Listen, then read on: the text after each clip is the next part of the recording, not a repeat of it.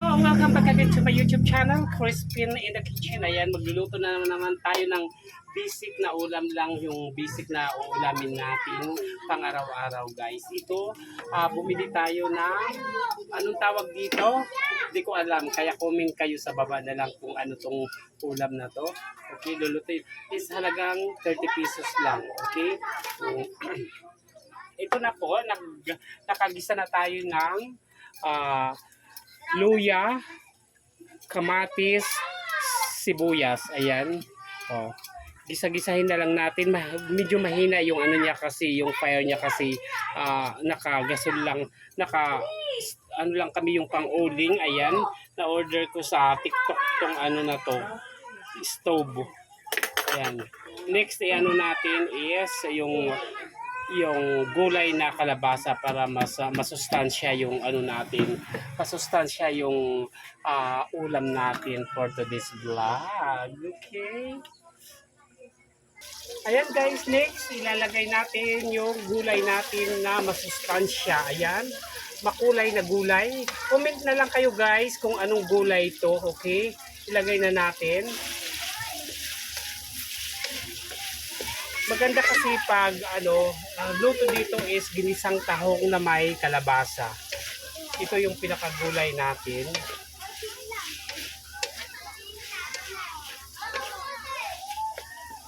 Sanayin natin guys na yung ano natin, lagyan lagi natin ng gulay para masustansya lalo na sa mga bata.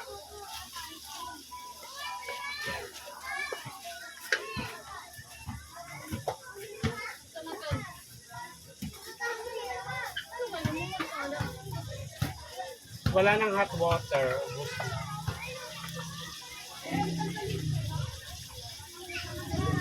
Nag-board na yung mga viewers.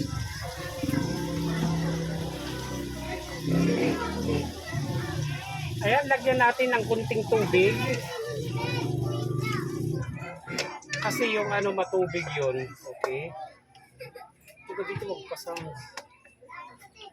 Tapos takpan lang natin ng bonggang-bongga. Ayan. Ito yung kutsara natin ng mahiwaga.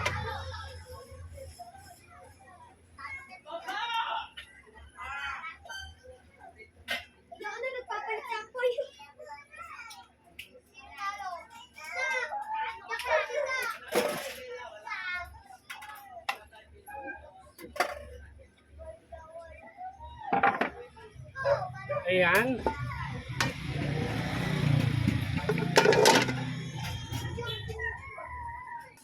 Ayan guys, lagyan na natin ng iodized salt. Huwag masyadong alating kasi yung ano medyo maalat na. Ayan. Sama ko dyan ah. Lagyan natin na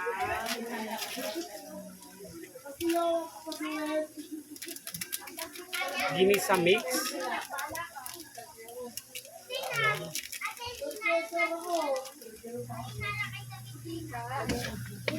Hindi lang ako nila pinapabayaan sa pagkain kaya And then ilagay natin yung ano yon? Lahong.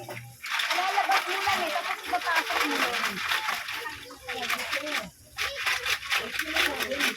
Ito yung tahong.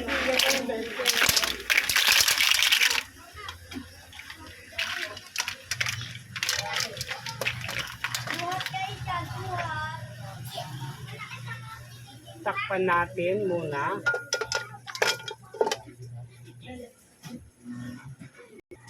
Ayan na guys, yung ano natin, yung tahong.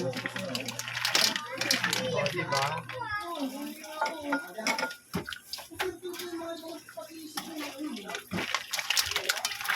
O, diba? May gulay na, masabaw pa. Manamis-tamis. O, diba? Kailangan pag magluto tayo guys, hindi makalat kasi ano siya.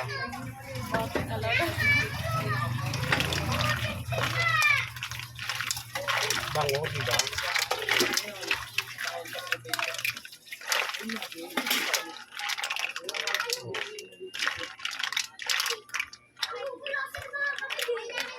Kasi kailangan talaga may gulay yung ano natin. Ayan, malapit na matapos yung ano natin, tahong natin na may kalabasa. Ayan o. Kahit hindi ko na nilagyan ng tubig na madami kasi nagtatubig siya. Nagtatubig si tahong. Kailangan, yan. Bango.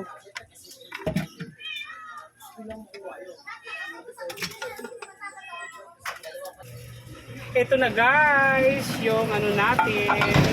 O, di ba? Oh, wow. Ang dami ng sabaw niya kasi masabaw talaga yung tahong. O, di ba?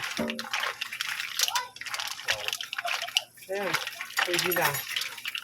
O, di ba? Mas masarap nito dapat may dahon ng sili.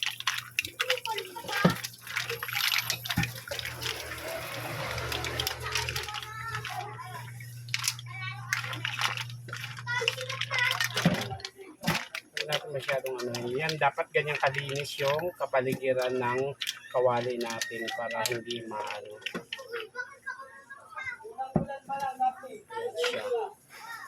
Can I borrow your spoon? I test my ginisang tahong with kalabasa. Okay, so very good. Dapat lang mahiya ka. Wow, super ano talaga, sarap. Ayan guys, it's time to tikiman ng linuto natin ginisang tahong with kalabasa. Ayan. Okay. Ayan, wow, yummy. Ayan, tikman na natin.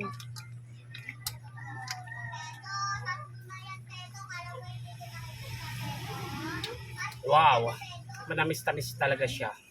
Sarap, promise. So, di ba, simpleng ulam lang.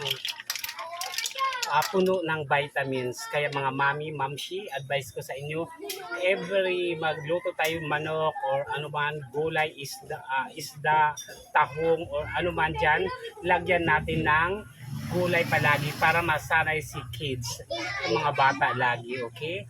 Thank you so much. Thank you so much for watching my YouTube channel. Please like and share and comment. Thank you so much. Bye. God bless everyone. Mwah.